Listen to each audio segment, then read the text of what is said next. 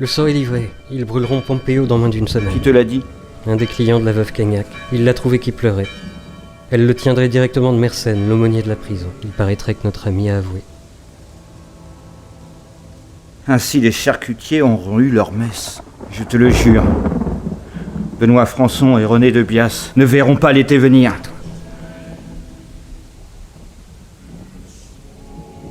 Pourtant, au procès, il s'était défendu maîtrement et avec quelle éloquence. Et le comte de Crémaille qui se disait son éternel protecteur et inlassable ami. Mon Luciolo Parsi. Le courage va-t-il se jucher si haut que même nos noblesses ne l'atteignent pas?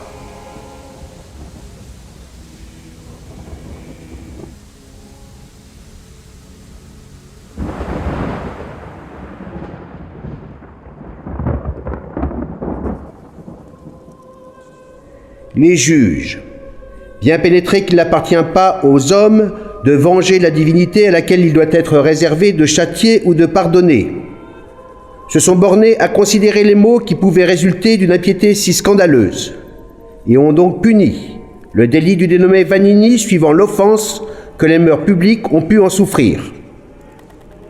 Car après les auditions, rétractations, déposition et confession volontaire de cet abominable esprit, et autres choses contenues au procès qui le rendent coupable des crimes qu'on lui impute, nous le déclarons atteint et convaincu du crime de lèse-majesté divine et humaine en premier chef.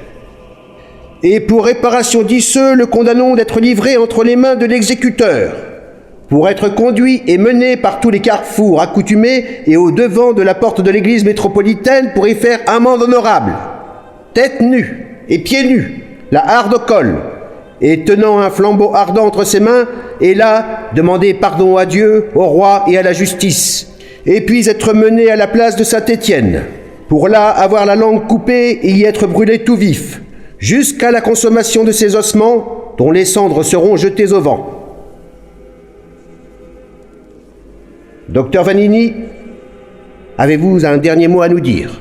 Monsieur le Président, il ne se peut imaginer pire visage des choses qu'où la méchanceté vient à être légitime et prendre avec l'accord du magistrat le manteau de la vertu. Quoi, pour un repas de trop me tuerait-on? Foutaise! Mais faites des lois à juste hauteur et ne condamnez pas à tout propos, car il semble la visée injuste à laquelle on ne peut atteindre. À quoi faire ces pointes élevées de la morale sur lesquelles aucun être humain ne peut se rasseoir, et ces règles qui excèdent notre usage et notre force? Vous m'avez tué peut-être, moins pour ce que je pense, que vous ne savez, mais pour la liberté de mon ton. Et certes, je hais toutes sortes de tyrannies, et la parlière, et l'effectuelle. Il m'était plus doux à moi de vivre le coup libre.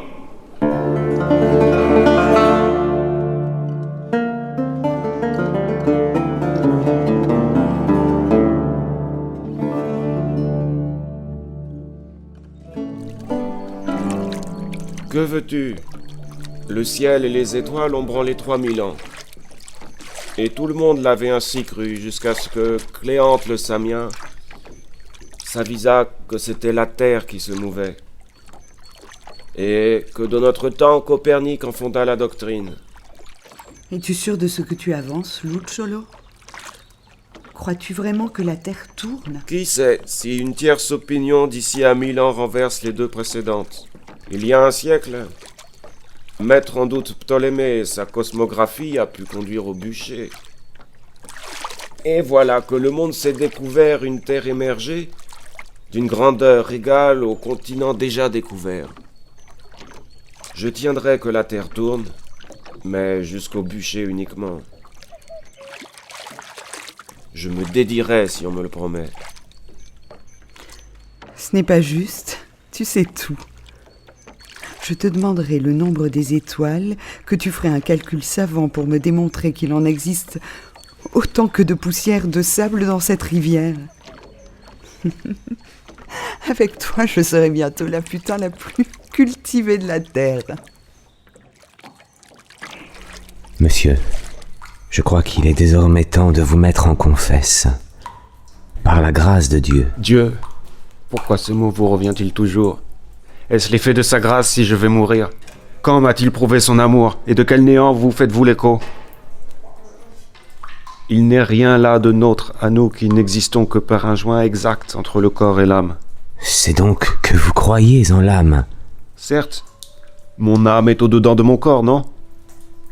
Mais pour ce qui est de l'avenir, savoir ce qu'elle deviendra après la ruine de mes membres, c'est de quoi personne, à mon avis, ne peut se trouver persuadé. Vous serez bientôt assis à la table de Dieu. Il vous accueillera avec bonté et vous donnera de quoi boire et manger. Allez-y vous-même. Pour ma part, je jeûne. N'ai-je pas organisé un festin de trop? Je vous avais prévenu, Mersenne. Ne cherchez pas à la conversion. Vous ne respectez pas les règles. Il est tard de toute façon. Je reviendrai demain. Comment faites-vous pour ne pas vous plaindre? À quoi vous sert cette colère? Est-ce donc la seule force qui vous maintient? Pourquoi gémir? Je serai bientôt guéri tout à fait.